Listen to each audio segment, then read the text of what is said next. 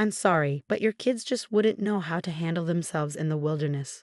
My sister-in-law, Amanda, declared, her voice dripping with fake concern during our weekly family dinner. This camping trip is for experienced outdoor people only. I watched as my children, Emma, 10, and Luke, 8, slumped in their chairs, their faces falling at yet another exclusion from family activities. My husband, Mark, was away on a business trip, leaving me to face his sister's constant undermining alone. My kids have been taking wilderness survival classes for the past year, I said calmly, cutting into my chicken. They're actually quite capable outdoors. Amanda laughed, that high-pitched sound that always set my teeth on edge. Oh, honey, a few classes don't make up for being city kids. We're talking about real camping here. No bathrooms, no electricity, just pure nature at Silver Pine Campground. I nearly choked on my water. Silver Pine Campground, of all the places they could have chosen. Besides, Amanda continued, we've already planned everything. It's going to be me, Jake, our kids, Mom and Dad, and Cousin Sarah's family. The perfect outdoor adventure. Perfect, indeed. I thought about the property deed sitting in my home office safe, the one my grandfather had left me 5 years ago. Silver Pine Campground had been his pride and joy, a sprawling 200-acre wilderness retreat that he built from nothing. When he passed, he left it to me, his only grandchild who shared his passion for conservation. Nobody in the family knew. Grandpa had made sure of that, knowing how they tried to take advantage. I kept the ownership quiet, letting the management company handle the day-to-day operations while I made improvements behind the scenes.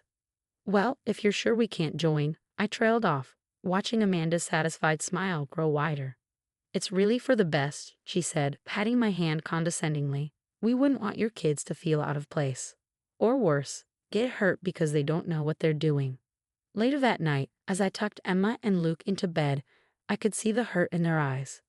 Mom, Emma whispered, we're not really city kids, are we? We know about camping. Remember all the stuff Great-Grandpa taught us? I smiled, remembering the weekends we'd spent with Grandpa at Silver Pine, learning about local plants, tracking animals, and understanding weather patterns. My kids probably knew more about outdoor survival than Amanda's phone-addicted teenagers. No, sweetie, you're not just city kids, I assured her. And I think it's time we showed the family exactly what you can do. The next morning, I made 2 calls. First, to the campground manager, Steve, who'd worked with my grandfather for 20 years. They're planning to camp next weekend, I told him. Let them make the reservation, but I have some special instructions. Then I called my friend Lisa, who ran the local wilderness school where my kids took classes. Remember that camping skills competition you mentioned? I think it's time we hosted it at Silver Pine. As the week progressed, Amanda's social media filled with posts about their upcoming exclusive family camping adventure. She made sure to tag everyone who was invited, probably so I wouldn't miss who was included. The day before their trip, she called me. Just checking if you're not too upset about missing the camping trip, she said, that false sweetness back in her voice. We could try to include you guys in the next family event. Maybe something more your speed, like a movie night. Don't worry about us, I replied. We've made our own plans for the weekend. I hope you all have a great time at Silver Pine. Oh, we will, she laughed.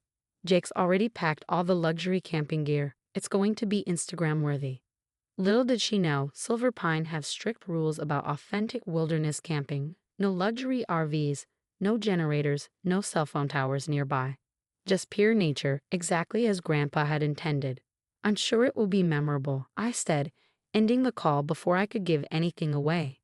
That evening, I gathered Emma and Luke in the living room. How would you two like to show off your outdoor skills this weekend? Their eyes lit up as I explained the plan. The wilderness school competition would bring together kids from all over the state to demonstrate their survival skills. It would be held right next to the family campsite, though far enough away not to disturb them, unless, of course, they decided to investigate the commotion. Can we show Aunt Amanda our fire starting technique? Luke asked excitedly. The one Great-Grandpa taught us. And what about our shelter building? Emma added. We've been practicing. I have them both feeling proud of their enthusiasm despite all the times they've been excluded and underestimated. You can show them everything you've learned. But remember, we're not doing this to prove anything to them. We're doing it because we love the outdoors just like Great-Grandpa did. As I tucked them in that night, I looked at the photo on their wall. my grandfather standing at the entrance to Silver Pine Campground, his arms around a younger Emma and Luke. He would have loved to see what was about to unfold. Tomorrow, Amanda would learn that her city kid cousins weren't quite what she thought. And maybe, just maybe, she'd learn something about judging people based on her own narrow assumptions. I pulled out the property deed one last time, running my fingers over my grandfather's signature. "You were right, Grandpa," I whispered. "Sometimes the best lessons are learned outdoors." The next morning dawned crisp and clear, perfect camping weather. I watched from my office window as a line of cars pulled into Silver Pine Campground, recognizing Amanda's luxury SUV leading the convoy. Steve had texted me earlier, confirming they'd arrived to check in. "Ma'am," he messaged, "your sister-in-law just threw quite a fit about the no RV policy. Said something about being promised premium spots with hookups."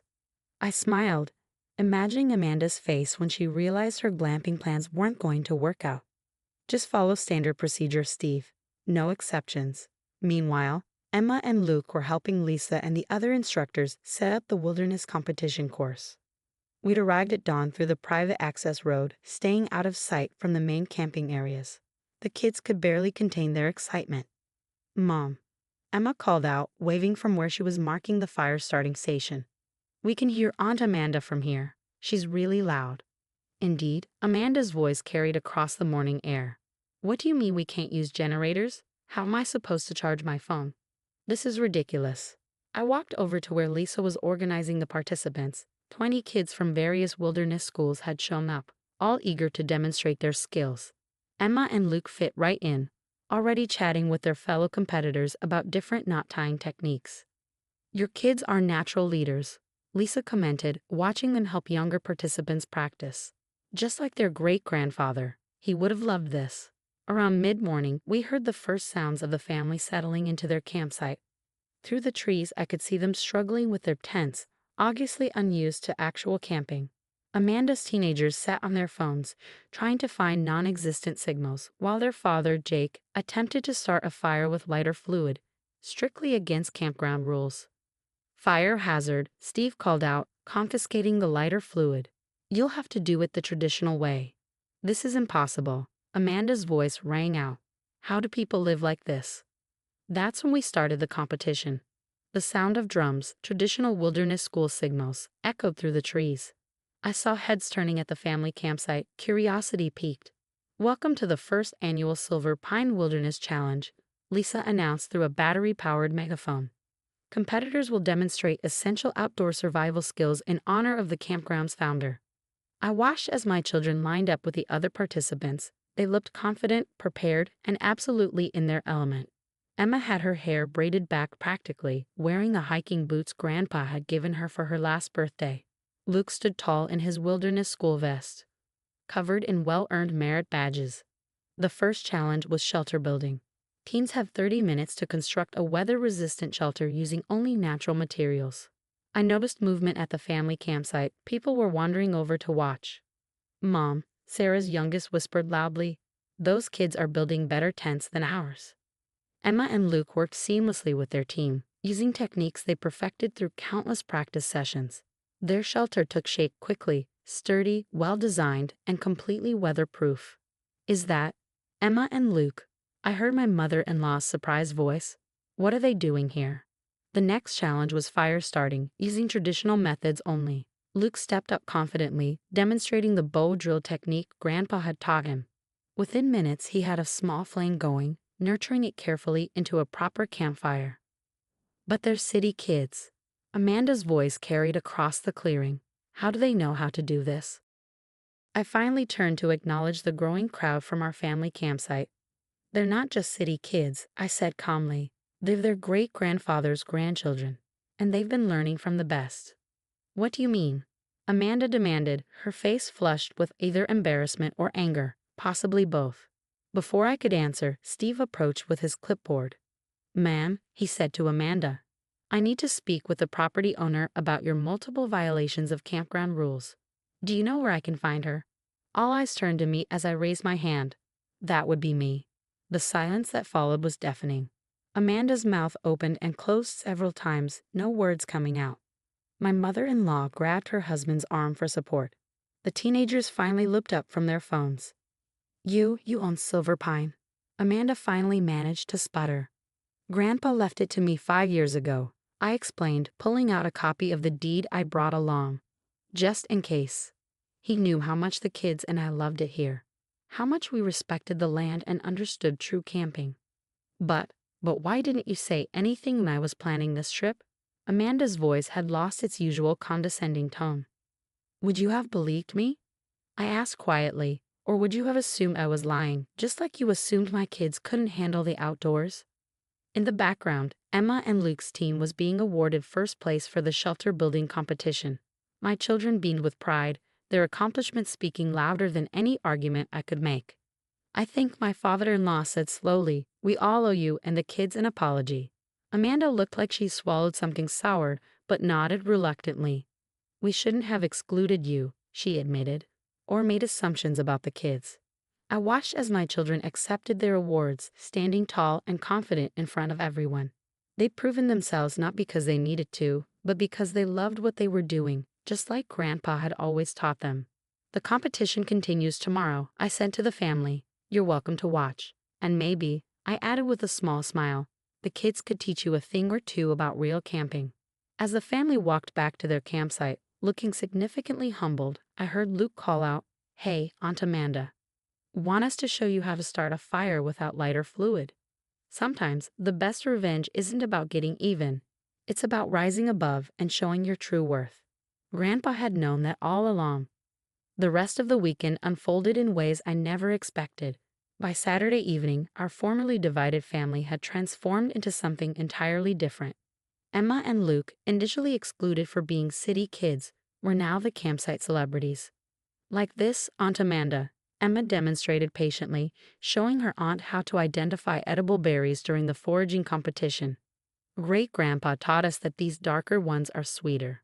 Amanda, her designer camping outfit now legitimately dirty, actually listened. The condescension had faded from her voice, replaced by genuine interest. Your grandfather really taught you all this? Mom made sure we kept learning after he passed away, Emma explained, carefully placing berries in her competition basket. We come here almost every weekend to practice. Meanwhile, Luke had drawn a crowd of his cousins, demonstrating how to read weather patterns from cloud formations. Even Amanda's teenagers had put down their phones, fascinated by their younger cousin's knowledge. That's why we never needed weather apps out here, Luke explained proudly. Nature tells you everything you need to know if you pay attention. I watched from a distance, letting my children have their moment. Steve appeared beside me, clipboard in hand. Just like your grandfather, he said quietly. He'd be proud, seeing them teach others, not just show off their skills. He was right. This weekend had become about more than just proving Amanda wrong. It was about honoring Grandpa's legacy, his belief that nature could bring people together and teach them what really mattered. That evening, as both families gathered around a properly built campfire, thanks to Luke's instruction, the atmosphere had shifted completely. The barriers of city kids versus outdoor people had dissolved. I think we've learned something important this weekend, my father-in-law said, looking around the circle. And not just about camping. Amanda, who had been unusually quiet, finally spoke up. I owe all of you an apology, she admitted, looking at my children and then at me. I've been difficult, not just about this camping trip, but about a lot of things. My kids, showing wisdom beyond their years, simply nodded. They'd already moved past the hurt, focused instead on sharing their knowledge and passion for the outdoors. Maybe, Amanda continued, we could make this a regular thing. With all of us, the kids could teach us more, and we could actually learn to do this properly. I thought about Grandpa, about how he'd always said Silver Pine was meant to bring families together. I think that could be arranged, I replied with a smile. As the stars came out, we sat around the campfire, telling stories about Grandpa. I shared memories of him teaching me about the land, and for the first time, the family listened without judgment or interruption. That's why he left you the campground, my mother-in-law realized. You understood what it meant to him. The next morning, as the families packed up to leave, there was none of the usual rush to escape back to civilization. Instead, people took their time, appreciating the morning birdsong and crisp air. Amanda approached me as I supervised the competition's cleanup. Thank you, she said simply. Not just for this weekend, but for showing me what I've been missing by being so judgmental. I nodded, accepting her words for what they were, a beginning. Mark called that evening after everyone had left. Amanda called me, he said, sounding amazed. She actually apologized. What exactly happened out there? I looked at Emma and Luke, curled up on the couch, reading their wilderness guides, already planning for the next competition. Let's just say your sister finally learned to see beyond her own assumptions. And the campground, he asked. Why didn't you ever tell me? Some things, I replied, thinking of Grandpa's wisdom, need to be shown, not told. As I hung up, I walked to my office and looked at the property deed again. But this time, I didn't see it as proof of ownership or a tool for revenge. Instead, I saw it as Grandpa had intended, a means of bringing family together, teaching important lessons, and preserving something precious for future generations. Emma and Luke had already started planning activities for the next family camping weekend. Their cousins had been texting them nonstop, eager to learn more wilderness skills. Even Amanda had signed up for some basic outdoor training courses. Sometimes the best victories aren't about proving others wrong but helping them see what's right. Grandpa had known that all along, and now, thanks to a weekend of real camping, so did everyone else. The wilderness competition became a monthly event at Silver Pine, with our family among its most enthusiastic participants. And every time I saw Amanda struggling to start a fire the proper way or helping her teenagers identify edible plants, I smiled, knowing that some of life's best lessons really do happen outdoors.